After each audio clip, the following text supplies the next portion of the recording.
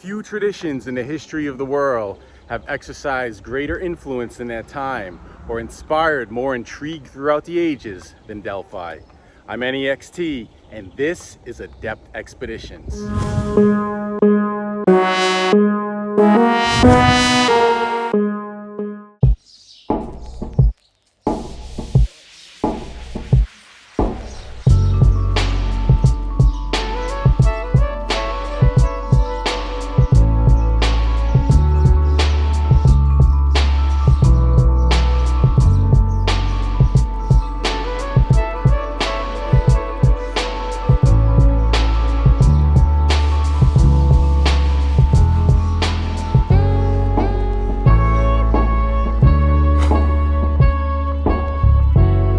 What's up, everybody? NEXT here, coming to you today from the archaeological site of Delphi.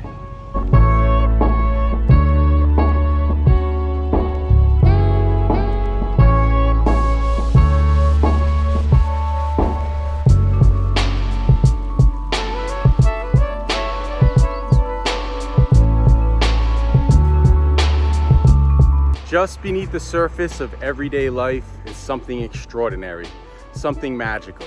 And perhaps nowhere is this better demonstrated than here at Delphi, home of the ancient oracle.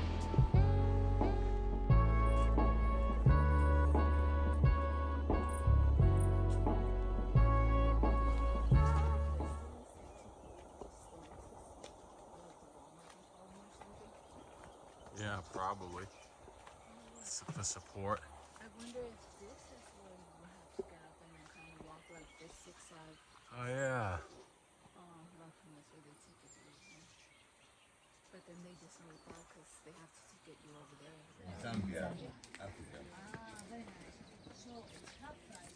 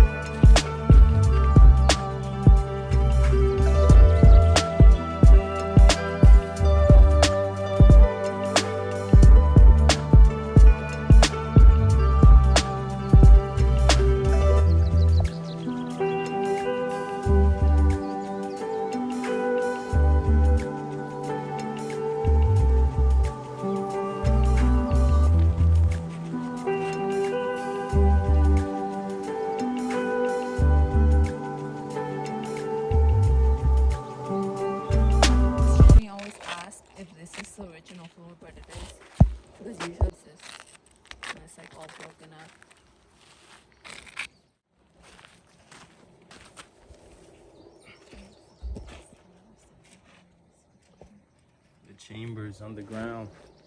Oh, yeah. I wonder too if they saw the water,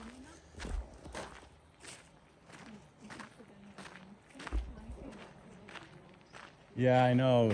The designs. I was thinking the same thing. It reminded me of Uxmal.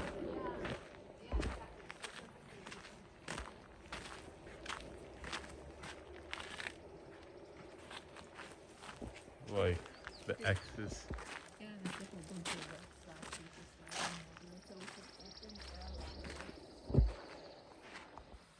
Where did it say that? Oh yeah.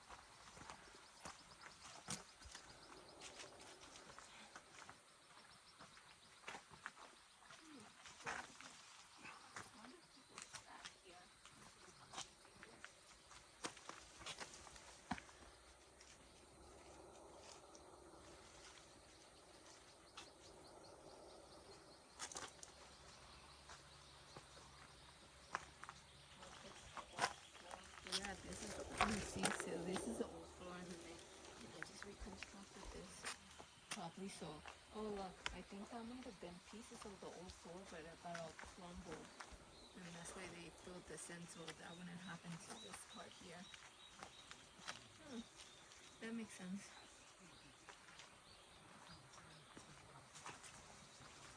Oh, the treasury of the Athenians. So this must have been it.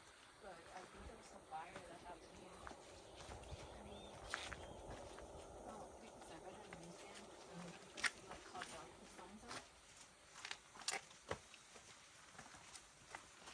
But then someone plundered the treasury. That's where they were fighting each other.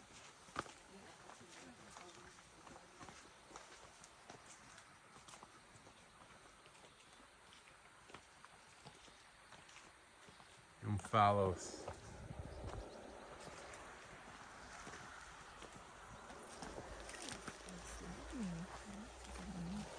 Yeah, so this is the treasury, the Athenians. And then they could have first dibs on the oracle. Scythians basically made all this tribute to the oracle of Delphi.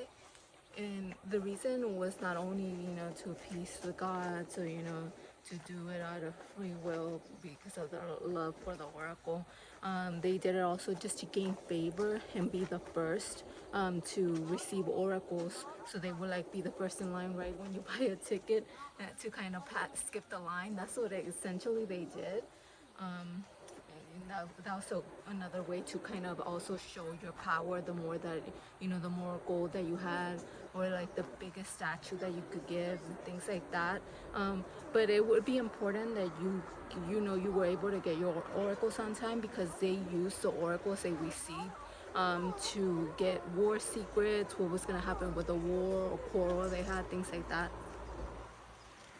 Well, I think because they took out most of like all the statues, even the walls of it, to put of the treasury actually, to just put it in the museum. So now all you see is this big box. And I'm leaving my tribute here in the treasury of the Boeotians, but my modern tribute is my iPhone and a charger, because back then, now we have Google as our ancestor, but back then all you had was Herodotus. The treasury is just an iPhone. This is a new modern tribute, and then also a charger just in case. Yeah, the gods need that. I don't think this is original. I don't think they ever found it. So, like when they met, the stone fell here in Delphi in the position where it was supposed to be. But then the other thing, remember when that stone fell out of the sky when we were doing our ceremony? When we're getting married? Yeah, exactly, right? When kind of like a mythical legendary event happens and like a stone falls out of the sky, kind of like an annunciation.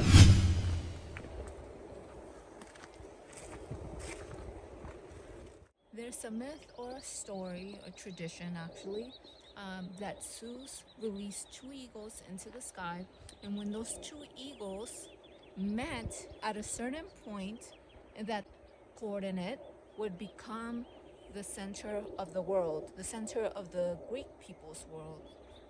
And so that's where Delphi was built.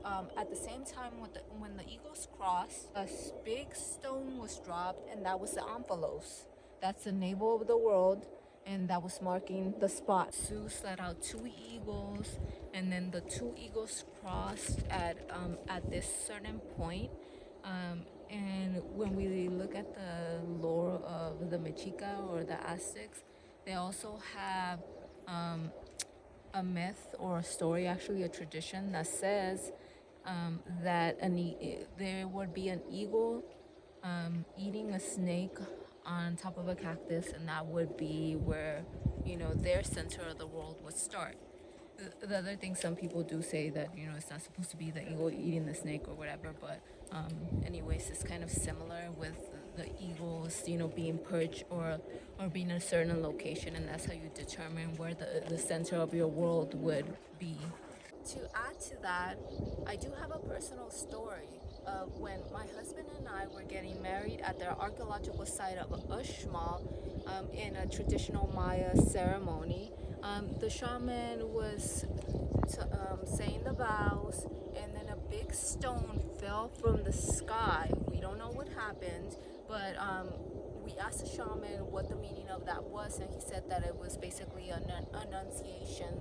The gods were announcing their approval over our wedding. So it's kind of similar of when the Omphalos dropped to the Sioux story and Delphi story. That was, you know, an okay from the gods.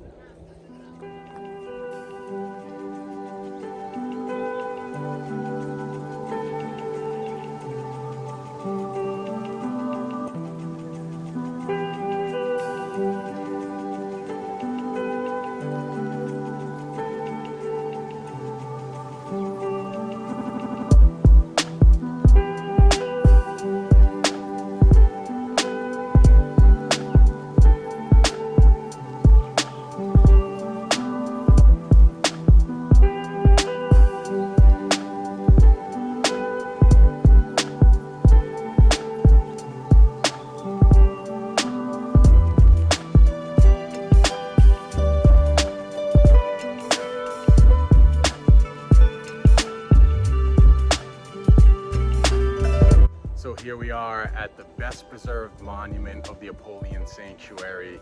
This is the Treasury of the Athenians.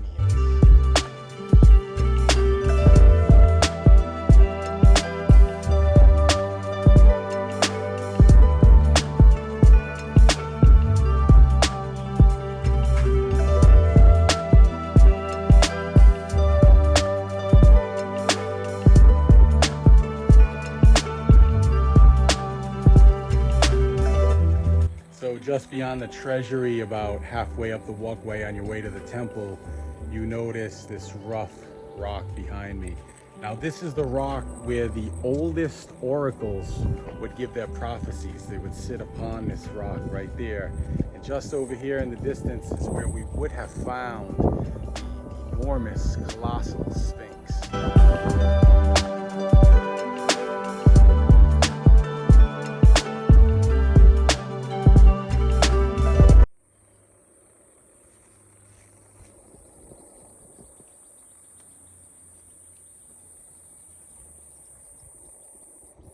This was before the oracles moved inside the temple. It's good that we found this rock because this that would tell you the future, the divination. You know how we found the Maxims. So she would basically sit over there. You could call her an oracle too. It's basically someone who tells the future. But the divination that she gave you was also called an oracle. So it's a really important place. Yeah, because there's that test that they did in the Rosicrucian study, the fault line intersects. It's interesting because you're talking about the intersections of Zeus, but it's the fault line intersects through the temple, and that's where the fumes would have come up. Yeah. And they said, I guess they found it originally because they had like goats that would come and get all crazy, and then the people would start to come and see them, and then eventually get high and start talking. And eventually the priest just put the oracle in place of the goats. That's what was happening. Like, back in the old day, probably when this Sybil was up here, she would sit up here. I think that might have been around the same time when the villagers would come up here, or a little bit later down, and the goats would get all high and crazy. And people would start, the herders would go in there and they would, start foaming at the mouth and convulsing and start talking in tongues. But some of them would actually fall into the chasm where the fumes will come up and they would obviously die. Or I'm not sure if it was that deep, but yeah, that's why they had to build the temple on top. Channeling the divine, like spirits are talking through them. Something comes in you like a spirit in a different language, but you can't understand it. Did they get high to it? Yeah, basically. They're getting high on the ethylene fumes. The other ones that were up there did. The ones that would sit in a big chair. Yeah. With the cauldrons and stuff. But it must have started here. Yeah, it started here with this singing. But I wonder if, I haven't read anything anything that was been recorded that says that the Sibylla was under the influence with a DUI. Divining under the influence, DUI. Divining under the influence. Divining under the influence. So I don't think there's any evidence that the Sibylla was actually divining under the influence, because not that I've read anything that says that she was high off the fumes, or actually, you know, it's funny when people say high off of the fumes, it should be said an altered state of consciousness, just like people use ayahuasca, mushrooms, or other type of substances to alter their state of mind, to kind of go into that in between the axis mundi of the shaman. Come on, baby. Ay. Some bad influence.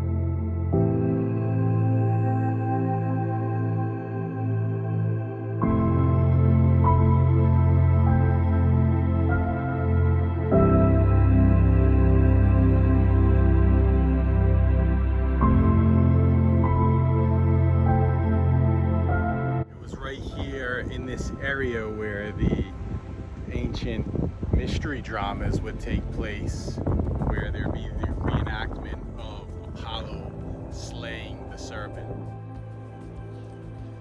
You can see two of the semicircles still remain here. One slightly intact over here.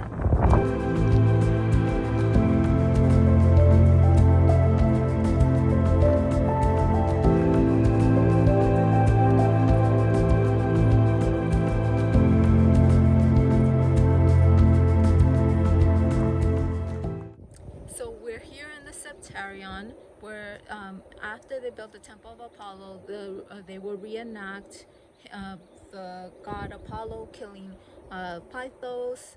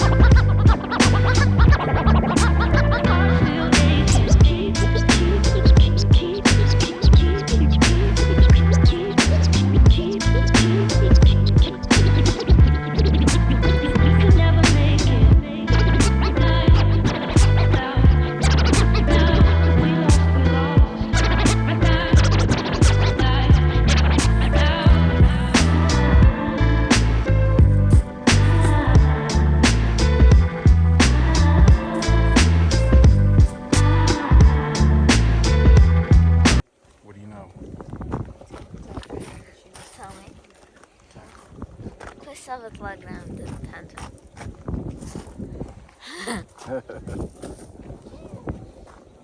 Yeah.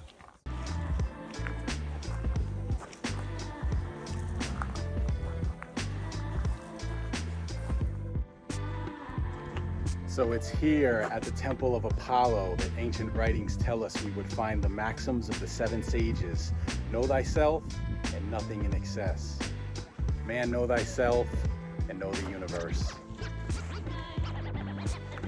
So it is according to the prevailing theory that it was inside the temple that the oracles were later given, after originally the oracles would be given above the rock that we've seen earlier.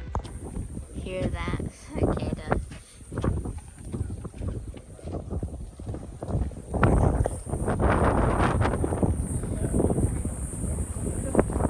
Somewhat disappointing for me is to realize that the maxim know thyself is not actually even here. Behind me is the Temple of Apollo. Above the entrance, there used to be an adage that said, "Know thyself." We want to draw an interesting parallel to the movie The Matrix. When Neo visits Gloria, the Pythia, she leads him into the kitchen, and above her door, there's a sign that says "Temet Nose," which in Latin means "Know thyself." And Pythia is going to give Neo an oracle. Morpheus is Orpheus, the initiator. Or we can also say that he is Morpheus, which in Greek mythology was also the god of sleep. So in essence, Morpheus is waking Neo up from his dream. He's getting initiated. So this temple was, the temple of now was consecrated to Apollo. But before Apollo, there was Gaia, and she was worshipped here on this land. The thing is, with the worship of Apollo, he slayed Mythos, which was the big serpent, the protector of Mother Gaia, and essentially ending a nature-based worship. So he literally slayed Mother Nature. And the thing about that is that back in the day, also serpents were sacred and protected. So in doing so, he went against nature and killed a part of Mother Earth.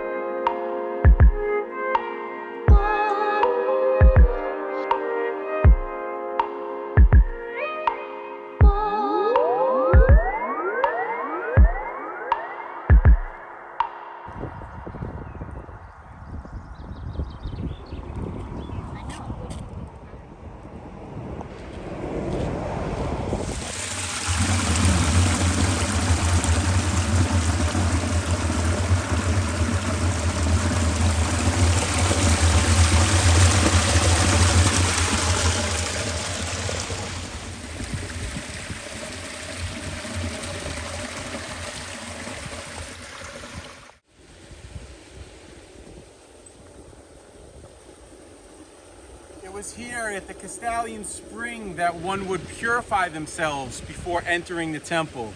And it's believed that the oracle's guardian had its lair right here beneath this gorge.